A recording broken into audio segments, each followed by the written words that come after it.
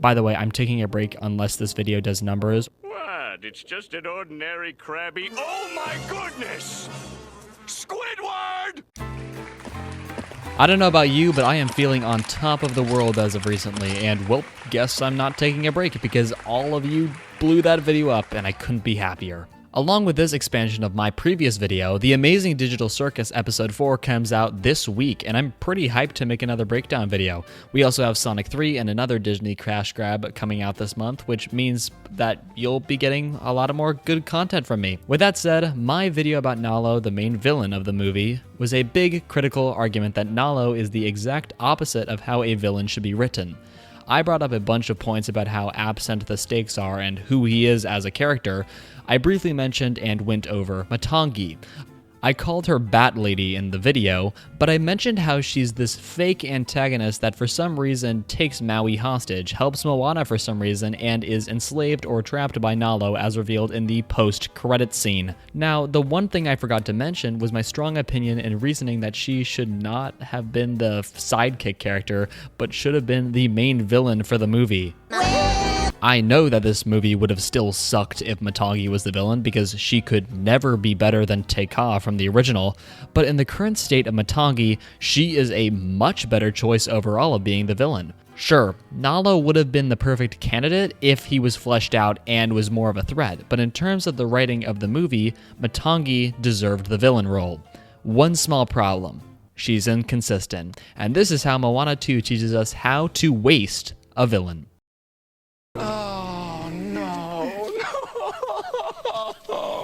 Yes, although I had nothing but hate coursing through my veins, I thought I'd start off with probably my favorite scene from the entire movie, Matangi's introduction.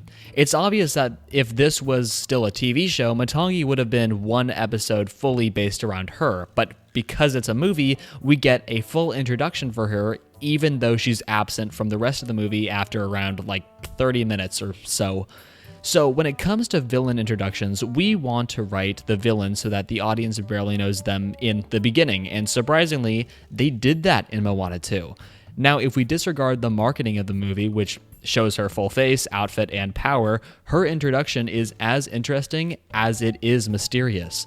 The movie throws you into Maui's perspective after a little bit to showcase Maui looking for this portal, which is being guarded. The whole rest of the scene revolves around Maui being taunted by Matangi, but the best part about this is that the film is very discreet and conservative of how much you see Matangi. She is constantly in the dark and only shows tiny bits of herself to tease who she is. That's a big part about making a villain if the point is that the audience should fear them. Matangi's villain intro is like turning off the light and thinking you see something in the dark. It's mysterious and compelling because you can only wonder what you're being watched by. The next part further expands on her introduction by having you watch Maui get defeated by Matangi. You get a brief glimpse of her power and what she's capable of when it's already established that Maui is a really powerful demigod that has stolen fire from big kaijus and pulled islands from the sea. And to see him get tied up by Matangi, I can only imagine how bad that sounds out of context. Whatever. The only thing in the audience's mind is wonder and curiosity surrounding this mystery character. Matangi actually has a fully developed and compelling villain introduction. It's not the best, but it helps you learn about the character while also being left in the dark, literally, on who this foe is. Perfect. One small problem: they threw it all away. Now, unlike popular belief, I am not a soulless husk of a person when I watch movies.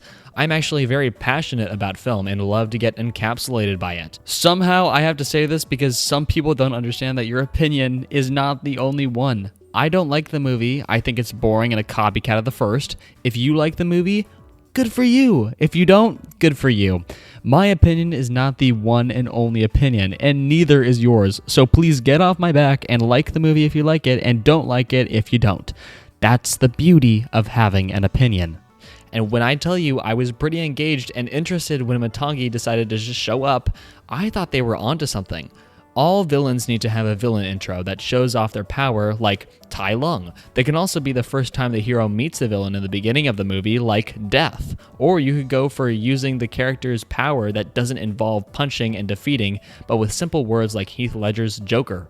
Matangi has this moment of mysteriousness and then a moment of genuine power. We get thrown a bone with this, but then it's taken back before we're even able to hold on to it for too long. This being the moment where I can hear the writers' meeting they had for Matangi. Alright everyone, I think we got something going on for our villain of this episode.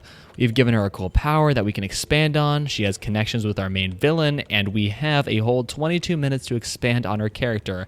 And finally, have her help Moana to make sure we progress the plot forward. Yeah, I sure hope a fictitious mouse doesn't come through that door behind us and make us cut down on any character development for the sake of making a lazy movie. Hey, don't worry, I'll finish the skit, but if a multi-million-dollar can leave off on a cliffhanger, then I can too. With that said, Matangi's character is immediately rushed out the door to make room for more water adventures. We have an obvious twist villain incoming with her saying she'll trust Moana and help her, but the thing is that we have no reason why she would actually do this in the film. There's no reason whatsoever given by her throughout the entire thing, except for the maybe slight chance that, oh, Moana, I'm enslaved, you know? I'm getting... so sorry. There was a good chance they could have taken her character to a less trope-ridden space and have Moana maybe figure out that she's trapped, and then tell her that she is trying to go find the person enslaving her and is trying to stop him, which would make the whole character arc of Matangi being an actual force of evil that is protecting the portal make more sense. She's given a glimmer of hope by Moana that she can free her, unlike Maui, who tried to forcibly make his way through the portal. It makes it believable that she would let them go through. Say it with me, folks. Because she has a reason to. Unlike how the movie just puts them together and all of a sudden, oh, they're best friends or whatever. I really am just tired of this movie. Hi there, guys. How's the Moana show going? Doing just fine, boss. I just thought of the greatest idea possible. What's that? Make the show into a movie instead. Wait, but would people sit down for a 2-hour and 30-minute long Moana movie if we bunch all the episodes together? Probably not. Most people would get bored, so how about you cut down on all the unimportant stuff and then we'll turn it into a more of a cash grab. I mean, respectful movie. What's exactly the unimportant stuff you're saying? You know, character development, world building, villain work, basically all the unimportant stuff. And the screaming goat joke? No. I swear, if you take out that screaming goat joke out of the show, I mean movie, coming out in 8 months, I will personally send the rest of your mangled body home in a box to your family. Alright, thanks, boss. No problem. Always looking out for us, that's nice. Wait.